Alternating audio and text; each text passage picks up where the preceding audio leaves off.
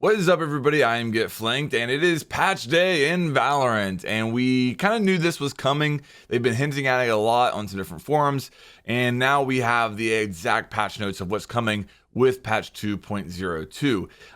In here, you're going to see there is a nerf to running and gunning with rifles. We're going to go through that, as well as a lot of competitive changes and some information on some competitive changes that will be coming in the future. And we're going to go through all that right now. So with that said, let's go ahead and get into these 2.02 patch notes and see what all's in here, okay? So right here's your little infographic where they kind of summarize the patch. First of all, let's talk about the weapon updates, okay? Rifle movement accuracy update. Bulldog, Guardian, Phantom, Vandal. These changes go across all of these weapons, which I was a little bit surprised with. I kind of expected the Phantom to be nerfed as far as the running and gunning a little bit more than the other weapons, but that's not how it played out. So here's their wording. We've significantly increased the amount of error that all rifles get when moving and shooting to help combat the sensation of running kills with rifles. These changes will make kills while moving with rifles more rare, especially at longer ranges, but still possible up close. We'll be monitoring this closely and will continue to fine-tune as necessary. So then they go through the values that they've increased. So running error across rifles increased from 3.75 to 5.0. Okay, so 3.75 to 5.0. Walking error across rifles increased from 0.8 to 1.1. Crouch moving error across rifles increased from 0.3 to 0.8. So the crouch moving error is now what the walking error used to be. And I mean, percentage wise, that's the biggest increase, but it's still only 0.3 to 0.8.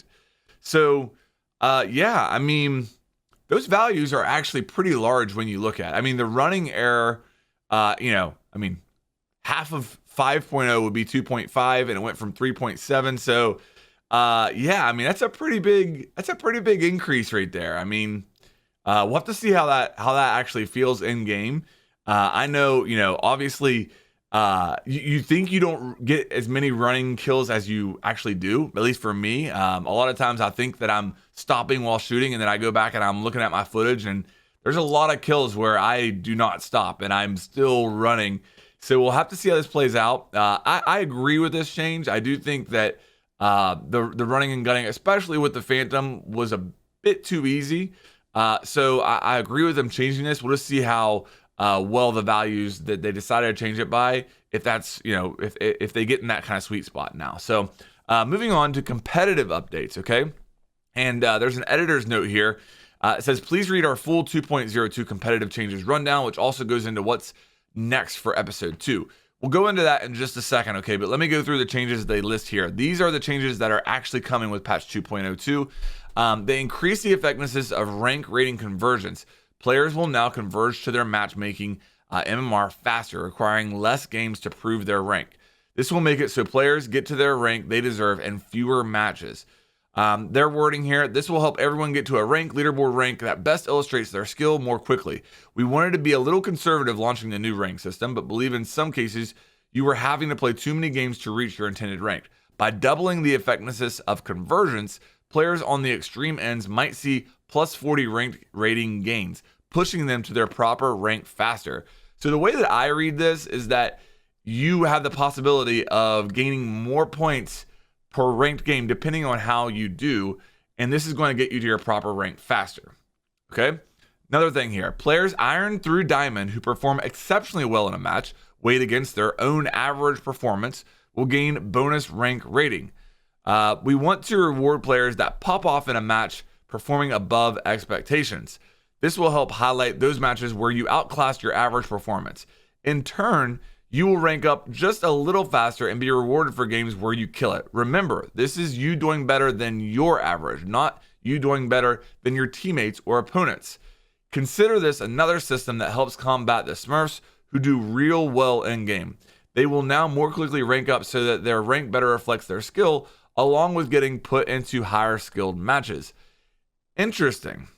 Okay, so I love the fact that this is to help combat Smurfs.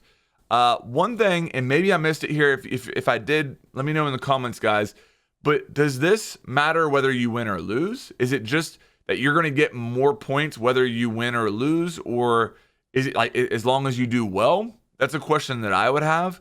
But definitely seems like after patch 2.02, if you pop off in a game, you're going to be rewarded for it more substantially than you currently are.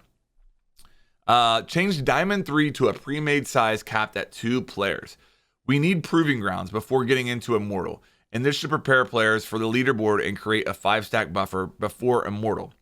So basically, the way it worked before is once you hit Immortal, you could not be in a party size larger than 2. Now they're lowering that down to Diamond 3. And the reason is they want to buffer before you get into Immortal to protect that integrity. And that's really interesting. So if you're in Diamond 3 or above now, the biggest party you can have is Diamond 2, is 2 players. All right. Your current leaderboard rank will now display on your career act rank tab. At the end of an act, your final leaderboard rank will be preserved and displayed on the act rank badge you earned. Okay. And then just a couple bug fixes here. Let me go to the comp changes where they go a little bit more in depth, okay? All right.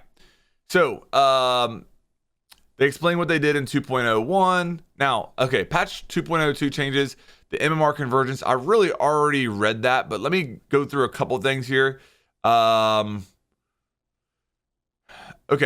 overall, you should feel less hard stuck if you're getting matched into higher skill games than your actual rank. Those of you exceptionally good individual performance in your games where your team wins decisively, you will see close to 50 RR per win. That's significant as far as the difference. So yeah, you should see bigger fluctuations in your rank. You should get to your rank faster. All right.